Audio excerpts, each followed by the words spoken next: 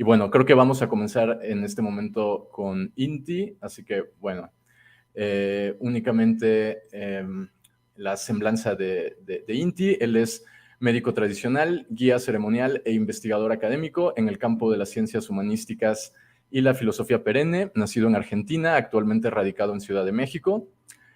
Ha sido criado en un entorno de medicina moderna, al ser su padre neurólogo y alergista de gran trayectoria, al tiempo que se ha formado en diversos estudios de grado y posgrado en carreras relativas a estudios culturales, comunicación, alcanzando el estadio de doctorando con una tesis en desarrollo sobre metafísica y psicología. Así que bueno, sin más, vamos a darle la palabra a Inti y quienes resuenen con su investigación, únicamente también aprovechar para comentarles que en Mindsurf se le ha hecho una entrevista donde estuvimos conversando por 6 horas, y si encuentran atractivo lo que se comparte aquí hoy, pues invitarles a que se echen un vistazo en el canal oficial de Mindsurf en YouTube.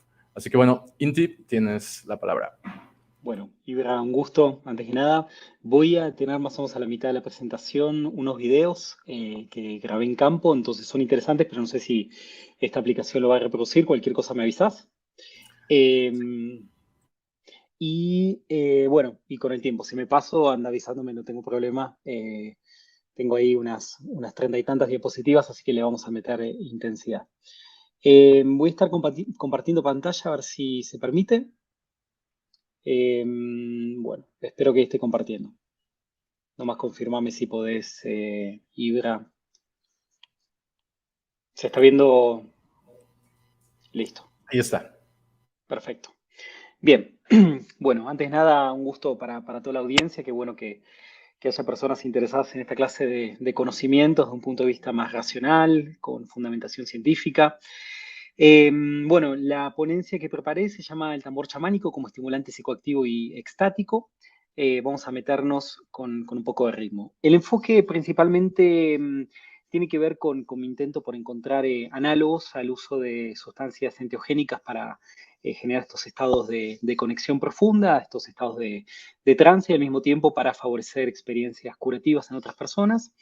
Y lo he combinado con lo que estoy haciendo ahora, que es una formación en neuropsicología, y también con lo que fue un trabajo de campo que hice este año visitando la región de Buratia, donde están los chamanes de Buratia, que es como la tribu que ha mencionado Harner como la originaria de estas prácticas en territorio siberiano. Y al mismo tiempo, algunas de estas referencias que vamos a tener están basadas en algunos estudios científicos que han utilizado electroencefalografía, y bueno, me reconecta con un poco con trabajo que tuve como técnico electroencefalográfico en mi juventud, previo a adentrarme en el campo de los estudios perennes. Lo interesante del abordaje, perdón, se me fue, ahí, es que el abordaje del problema que voy a hacer tiene que ver con la pérdida de poder simbólico de este elemento, que todos los que seguramente vienen hablando de prácticas ancestrales, chamanismo, estados ampliados de conciencia, han ubicado el tambor como uno de los elementos musicales más comunes en este tipo de ritualísticas. Pero lo que vengo observando, y es parte del intento de la investigación, es esta pérdida del poder simbólico, una herramienta que, como vamos a ver, ha tenido unos usos sacralizados impresionantes, y que hoy en día ha parecido quedar reducido a un mero instrumento acompañante de ceremonias, con la particularidad de tener presencia universal en las distintas prácticas rituales del presente, que se ha resignificado su uso tradicional a un uso que es más estético. A veces pongo imágenes para ilustrar algunas cuestiones que no pueden ser expresadas literalmente, y al mismo tiempo el bajo índice de testimonios extáticos que hay en las prácticas con tambor en la actualidad, siendo que el tambor era el símbolo por excelencia del estado de trance de la figura del chamán. Para dar lugar a la primera parte, quiero leer esta cita de Jennifer Tarnack que dice: el primer sonido que todos en la Tierra escucharon fue el sonido de los latidos del corazón de nuestra madre. Nuestra relación con el ritmo comenzó en el útero. Y lo interesante es que parte del trabajo de los antecedentes del tambor tiene que ver con esta capacidad que tiene el instrumento de recrear los sonidos primordiales, ¿sí? Y cuando hablamos de sonidos primordiales, lógicamente el primero es el corazón materno. En segundo lugar es el latido propio como constante vital, teniendo en cuenta que el tambor es una superficie vibrante que hace alusión a la vida. Y también, como vamos a ver un poco más adelante, con la presencia del trueno, en conexión con cómo los dioses del trueno están vinculados con este instrumento sagrado, y también con la cadencia sonora de los distintos elementos de la naturaleza. Por ejemplo, el ritmo de un río al pasar, el ritmo del viento, etcétera, que van generando cierta rítmica que induce a conectarnos con estos sonidos primordiales. Lo interesante de los antecedentes del tambor es que no tenemos en claro cuál es el origen. Hay teorías que hablan de la más popularizada, es la de África, pero también hay teorías muy fuertes respecto al origen en India o también en el origen en Siberia. Lo único que sabemos es que en términos fácticos hay monumentos en Egipto, en Asiria, en India y en Grecia. Y el problema radica en que este es un instrumento con materiales biodegradables que lógicamente no permiten posibilitar un origen ancestral en términos arqueológicos. Lo interesante es las especulaciones de origen respecto a este elemento. En Historia de las Religiones, Mircea Eliade cita a Horst Kirchner en un texto que este arqueólogo alemán desarrolló en la década del 50, donde reinterpreta este arte rupestre de las cuevas de Lascaux, donde él plantea que lo que se ha llamado a esta pintura rupestre como accidente de caza, que es una de las más conocidas, es la interpretación de sesión chamánica. Lo que la interpretación como oficial ha dado era que un bisonte había matado a un cazador y lo veíamos al cazador tirado con sus armas en el suelo y, bueno, en posición como de sin vida. Pero lo que plantea Kisser es que justamente es la primera representación de una sesión chamánica, en donde lo que plantea es no ver tanto como una muerte fáctica la de este individuo, sino verlo como una muerte simbólica. Entonces, este podría ser como un primer acercamiento hipotético a las prácticas extáticas, donde la muerte simbólica es la muerte de un individuo que, ofrendando el cuerpo de un bisonte, le es permitido el acceso al plano espiritual. Estas armas que tiene, estos bastones, también podrían ser alusivos a las baquetas del tambor, que lógicamente van generando el batimiento en el tambor y van generando el ritmo para el estado estático, y al mismo tiempo la cuestión del bisonte como animal muerto podría ser justamente el sacrificio que habilita al enlace con lo divino. Y esta es una teoría interesante porque cuando uno se pregunta cuál es el inicio de las prácticas chamánicas con tambor, lo que podremos pensar es cuando empieza en el Paleolítico la tecnología de las extremidades, es decir, cuando el individuo empieza a utilizar instrumentos para extender su fuerza o sus habilidades por medio de instrumentales materiales. Siguiendo avanzando un poco, los valores mitológicos iniciales respecto a este elemento, por un lado, son el de representar el universo, ¿sí? El golpe del tambor mitológicamente tiene que ver con la pulsión vital del universo, con ese ritmo constante que va garantizando el avance. Al mismo tiempo, como decíamos antes, como atributo a los dioses, pero también como altar sacrificial. Es decir, pensar el tambor como un lienzo, una mesa de ofrendas, a la cual también al tambor se le ofrenda desde sangre en algunos ritos, grasa animal y muchas otras cosas, pero sobre la cual se viste un tejido de un ser al cual se le fue quitada la vida. Y que, por lo tanto, ese ser al cual se le fue quitada a la vida, por lo general animal, le da ciertas propiedades mágicas a ese tambor. Teniendo como esto que esta membrana vibrante da lugar a una tecnología espiritual que permite al chamán remontarse los planos siderales del conocimiento. Lo interesante de todo esto es que en estos tiempos donde estamos en este periodo tan fuerte de prácticas rituales, el tambor, como todos portan tambor, casi por lo general es una práctica que, mejor dicho, es un instrumento que se consigue por medio de la compra.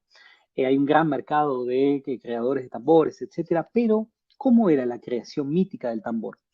Tenía 6 pasos, al menos desde mi punto de vista. Lo primero era el sueño guía, la conexión de el individuo con una comunicación que le daba un enlace con el árbol al cual tenía que talar para hacer la baqueta y para hacer la estructura, el aro, como también la piel del animal al cual tenía que matar. Luego de eso seguía la búsqueda, que tenía que hacerlo idealmente el propio chamán, Tras ello se generaba el proceso de caza y de tala, que eran procesos ceremoniales por medio del cual se realizaba un pago. ¿Sí? Por lo general en Siberia se volcaba sangre o vodka sobre el tronco del árbol que se utilizaba. Lógicamente, el árbol que siempre se usa siempre está enlazado con el árbol primordial, motivo por el cual hay muchos mitos donde a los chamanes o a los héroes les cae una rama de ese árbol como indicador de que ese es un bastón de mando, que justamente es la baqueta de su tambor. Luego de tener los elementos básicos, la materia prima, se produce la elaboración y luego la animación.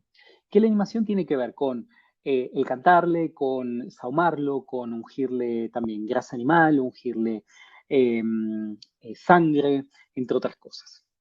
Lo interesante de todo esto es que cuando a veces hay en las historias un maestro que le elabora el tambor a un chamán, ese maestro también tiene un procedimiento de ayuno mediante el cual puede ir a buscar los materiales, ensoñar previamente y luego confeccionar el tambor. En cuanto a los usos místicos, básicamente podremos hablar de tres usos místicos primordiales. Uno es el vuelo extático, que en términos de lo que es la teoría de la decadencia del chamanismo, podremos interpretarlo como que en algunos tiempos también el tambor permitía el vuelo material del chamán, pero bueno, el vuelo extático en términos de elevación de la propia conciencia, como también a lo que es esto el viaje al centro del mundo, donde reside este árbol cósmico del cual debe realizarse el tambor, y lógicamente el Señor Universal, que bueno, son conceptos en los cuales no nos da el tiempo para meternos. Y lógicamente la vinculación de espíritus, que es un tema muy importante y nos vamos a meter en términos prácticos si es que nos permite la tecnología. En cuanto a los usos religiosos, hay muchos. En cuanto, por ejemplo, a la religión grecolatina, están la presencia de los ritos dionisíacos, o los ritos de Baco, las danzas guerreras, las experiencias orgiásticas, como también es el africanismo, que también es un poco el americanismo, el símbolo del corazón, de los poderes mágicos y la representación del universo. En el budismo se considera que es la voz de la ley, el tambor, y por eso se emplea en los cultos sintoístas, en los templos de cultos sintoístas. El taoísmo es la voz del cielo y en el hinduismo está vinculado a los dioses de la destrucción. Eso también lo vamos a ver, no está mencionado, pero a todo lo que es con Marte y Ares, vinculado a los dioses de la guerra en las culturas grecolatinas. Dentro de una posible teoría de la evolución de lo que es esta forma de percusión, lo dividen en dos categorías. En primer lugar, lo que son las bajas formas, que puede ser una primera práctica de experimentación con la caja torácica resonante. En segundo lugar, con el uso de cavidades abiertas que pueden resonar, ¿sí? Ya sean horadadas, es decir, atravesadas y que puedan emitir sonido, como aisladas del suelo, que se elabora quizás algún tipo de caja, o también cavidades cerradas con tapa. Para luego pasar a lo que son las altas formas de percusión, que podrían ser tanto los tambores de hendidura, lo vamos a ver un poquito más adelante, el uso de troncos, maderas tallados, quemados o con adornos, hasta la anexión de parches, ¿sí? De parches que ya serían cueros de animales. Algunas referencias interesantes pueden ser el djembe, el chanchega, el taiko, el laúd. Lo que a nosotros nos interesa, por ejemplo, hacer referencia a el ejemplo del teponazli, que está en toda la región de Centroamérica, justamente porque es un tambor de hendidura, sin parche. Al mismo tiempo, pensar en el laúd, que es un tambor de los que más se ha divulgado porque fue ingresado a Europa justo con las invasiones otomanas. Entonces se ha divulgado, lo vemos por ejemplo en los tambores de guerra franceses, hasta incluso lo vemos en el bombo legüero de territorio argentino. Pero el que más vamos a hacer foco es el tambor chamánico tradicional, porque de alguna manera es el que más presencia tiene en todo el territorio planetario, por decir una manera, y justamente fue el que Harner profundizó, ya que en sus investigaciones antropológicas dio cuenta que por alguna razón extraña se encontraba presente en todas las culturas chamánicas. Lo curioso de todo esto es que el cristianismo ha cortado el uso del tambor chamánico y muchos otros instrumentos por la fuerte asociación pagana que tenían. Vamos a seguir pasando. Esto lo vamos a saltear también. Es una relación interesante de cómo el tambor chamánico tiene una relación interesante con la rueda, que después fue empleada como símbolo budista, pero no nos vamos a hacer foco en eso. Sí es interesante esto, cómo al mismo tiempo que el tambor tiene relación con la rueda como símbolo del avance y del movimiento también tiene relación con el reloj. Hay acá un dato interesante respecto a cómo los griegos empleaban un mecanismo de tambores percutidos por masas en el teatro en el siglo V a.C., que de alguna manera es el precursor de lo que después fue el mecanismo aplicado en los relojes 1000 años más tarde. Ahí hay toda una cuestión interesante respecto a lo que es la ley de ritmo como flujo de avance constante, y una cita que da Joseph Campbell que dice: el tambor es el batir del tiempo y el tiempo es el primer principio de la creación. Entonces no es menor que el tambor esté vinculado con estos dos elementos tan importantes para la evolución de la humanidad como es la rueda y el tiempo.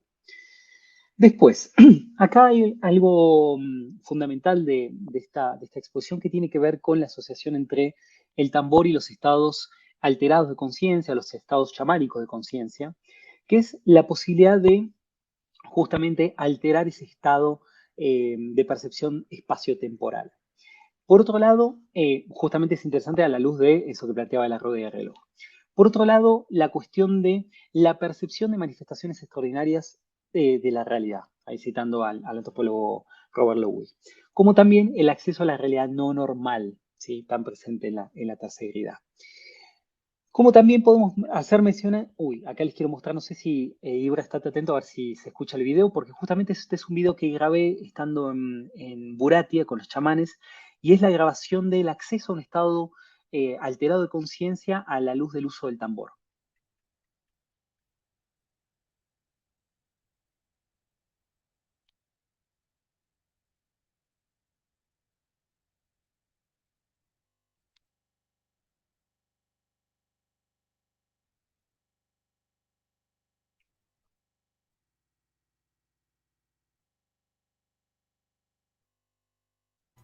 Creo que no tenemos audio, Inti.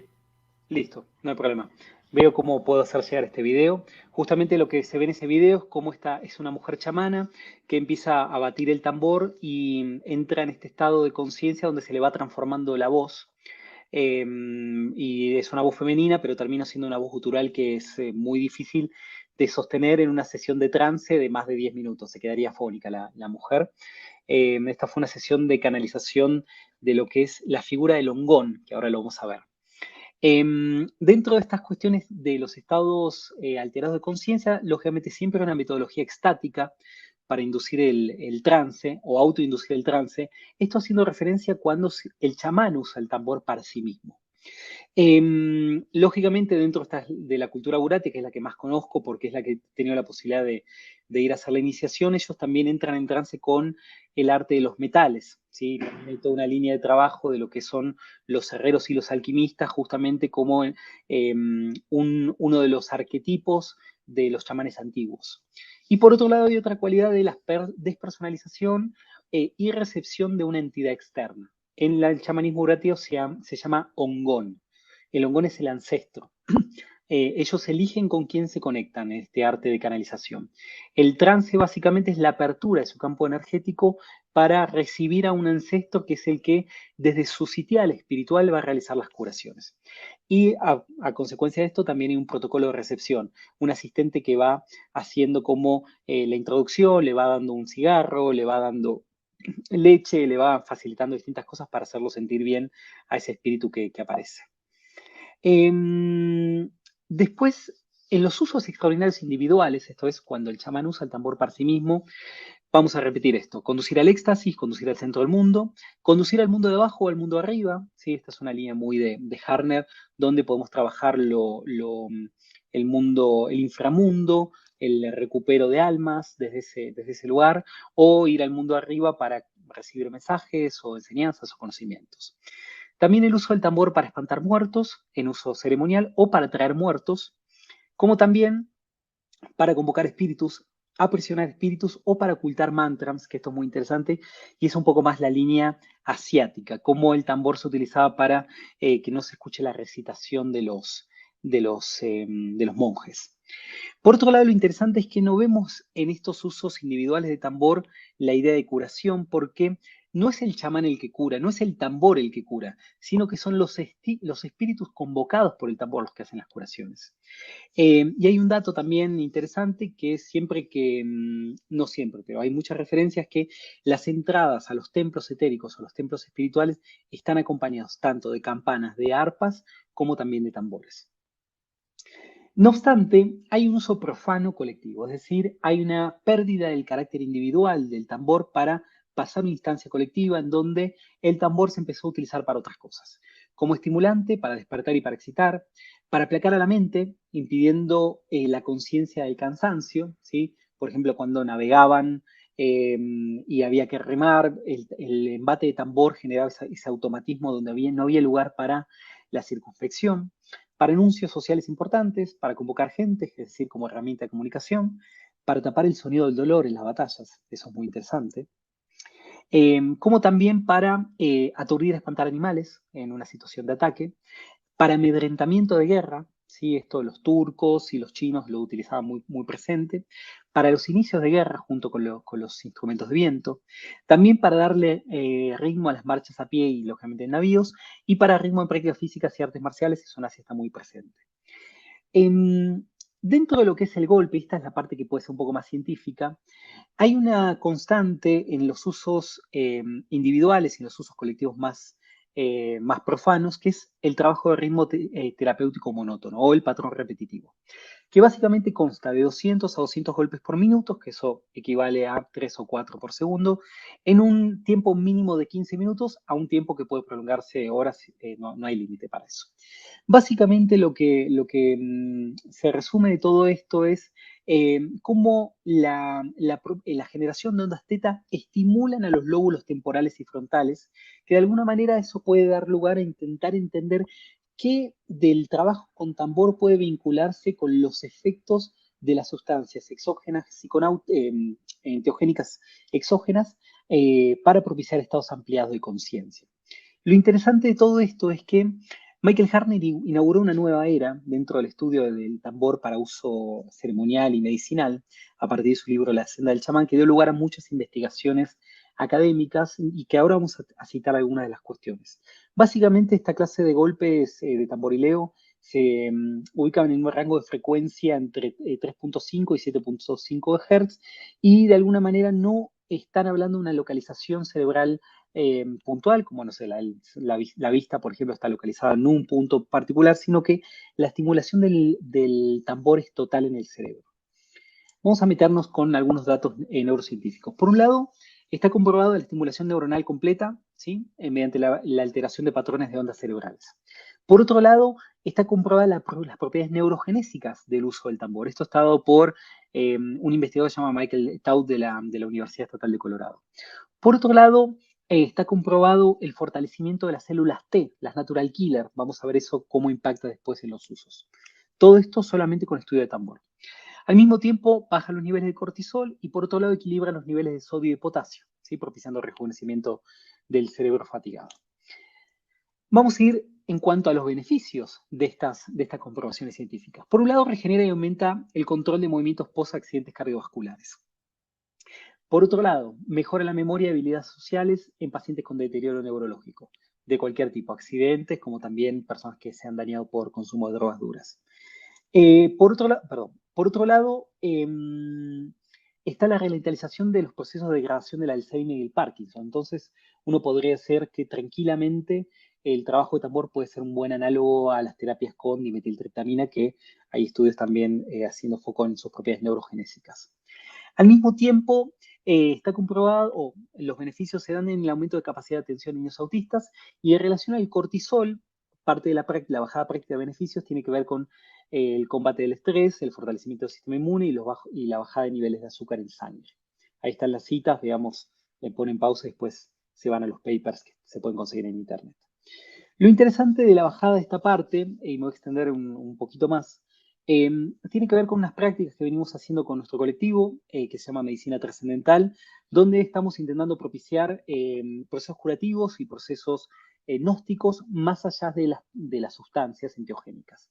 venimos aplicando una metodología de trance para nivel colectivo, ya no solamente el chamán que entra en trance por sí mismo, sino un grupo de trabajo que guía a otros a esta experiencia extática, que un poco la línea de Harness va por ese lado, pero siempre es individual y de corta duración. Cuando nosotros venimos trabajando en dinámicas de una hora, en grupos un poco más amplios que una sola persona, con enriquecimiento de metodologías ceremoniales y trabajos energéticos. En el cual vale la pena recalcar lo siguiente: una particularidad difícil para el estudio científico a la hora de trabajar con ceremonias colectivas es las diferencias entre las dosificaciones de las sustancias que se le dan a las personas, cuando las ceremonias colectivas es un solo toque de tambor para todos, y eso nos lleva a pensar algo que se trabajó en la Universidad de Umea, en Suecia, la relación que hay entre el nivel de susceptibilidad hipnótica y la facilidad para la entrada al trance, que eso tranquilamente lo podríamos ver en el uso de sustancias. ¿Qué hemos encontrado como beneficios más holísticos, digámosle, en esta experiencia? Esto ya es la parte final. Hemos visto que las personas en la práctica del tambor chamánico con finalidades de estimulación psicoactiva y de entrada a estados de trance han encontrado los siguientes beneficios: relajación, que es una novedad, pero vamos a las cosas más profundas. Aumento de la receptividad del sí mismo, de la conciencia tanto corporal como emocional como mental. Al mismo tiempo, percepciones sutiles del entorno, sensaciones de energía, como también sensación de presencias energéticas en los entornos. También sensación de circulación de la propia energía corporal, mayor conciencia de centros energéticos, llamémosle chakras, llamémosle nadis, como también mayor asimilación de la información del inconsciente, imágenes simbólicas que aparecen, recuerdos, recuerdos de traumatizaciones, etcétera. También memorias transpersonales, que en algunos casos han remontado también hasta memorias que se han asociado a vidas pasadas. Cambios de temperatura corporal, que podremos asociar con los equilibrios de lo frío y lo caliente, la medicina tradicional mexicana y china. Incomodidades mentales y físicas, que eso está conectado con el punto siguiente, que es intensificación de crisis curativa para personas que han tenido, que vienen con problemas físicos. Por ejemplo, hemos tenido 2 testimonios de curación, uno de hemorragia uterina, interna lógicamente, y la otra una persona con problemas severos de columna que han tenido visualizaciones de procesos curativos y merma casi por completo de los dolores, lo cual da lugar a una investigación interesante que a nosotros nos da la capacidad, que invitamos a quien guste acompañarnos. Como también sensaciones de movimiento autónomo, cuando a veces se da la cuestión de movimientos de manos, movimientos de cabeza, movimientos involuntarios. Y, lógicamente, curaciones fisiológicas, lo mencionaba antes. Imagen corporal voladora distorsionada, así se le llaman a los desprendimientos astrales en el campo científico. Captaciones de imágenes chamánicas de distinto tipo. Y también pérdida de la noción del tiempo y el espacio, como también lo puede hacer el chamán por la vía individual. Al mismo tiempo, la experiencia de sincronización del tambor, de los latidos y la respiración, en una sensación de plenitud. Percepción de energías animales, ya sea en el entorno, como que personas que testimonian que sintieron que se movía alguna energía felina, como también visualización de animales de poder. Percepción de sujetos en el perímetro, energías, dicen a veces, sensación de que hay danzantes, que hay abuelos, que hay curanderos, etc. Y memorias transpersonales, que creo ya está repetido. Todo esto nos da lugar a la siguiente conclusión, y perdón por la velocidad, pero así es el tiempo de tirano, de lo siguiente. En primer lugar, la huidad no sería el único recurso que sin esa sustancia puede propiciar dichos efectos psicoactivos y estáticos. No me toca a mí hablar de todas las alternancias que hay o análogos que hay, pero hay muchos. Y también esta cuestión del tambor, que puede inducir cambios en el estado de ánimo, la percepción, los pensamientos, las emociones y la conducta de forma real y efectiva, como cualquier psicoactivo, lógicamente a su nivel, con la característica de que la persona en este caso no se sube la energía de una sustancia enteogénica, sino que, no sé, puede abrir los ojos y cortar el efecto, y que puede ser una alternancia terapéutica gnóstica muy interesante para personas que por razones de salud, de religión o de lo que sea, no pueden consumir sustancias. Y quisiera cerrar con una cita del poema El tambor de Dios, que dice: el círculo de la Tierra es la piel de un gran tambor. Con el día se desplaza hacia arriba, resonando. Al llegar la noche, se desplaza hacia abajo, resonando. El día y la noche son su canción. Yo soy muy pequeño cuando bailo sobre la piel del tambor. Soy como una partícula de polvo cuando bailo sobre la piel del tambor. Sobre mi cabeza, en el cielo, brilla la bola de la vaquita del tambor. Bailando haciendo con el día, bailando desciendo al llegar la noche. Algún día bailaré muy lejos en el espacio como una partícula de polvo. ¿Quién es el músico que toca el tambor de la tierra? quién es el músico que me hace bailar a los sones de esa canción. Esto de Hard Labour Alexander. Algunas citas ahí para que le pongan pausa después y con esto finalizo la exposición. Muchísimas gracias, Ibra, y bueno, a todo el equipo de Vía Sinapsis y de Mindsurf. Excelente, Inti, muchísimas gracias por lo que nos compartiste. Me quedo sobre todo con esta idea, ¿no? De la falta de consideración que hay de todas estas otras herramientas que son capaces de inducir poderosos cambios en la conciencia, que no necesariamente implican una vía farmacológica, ¿no? Como en su momento Stanislav Grof tuvo que desarrollar la respiración holotrópica y tal. Creo que voltear a ver estas herramientas en el contexto de alguien que no necesariamente quiere la vía farmacológica es más que valioso, ¿no? O incluso como un refuerzo, ¿no? En términos del setting para una ceremonia, para una experiencia así, ¿no? Entonces, excelente. Muchas gracias.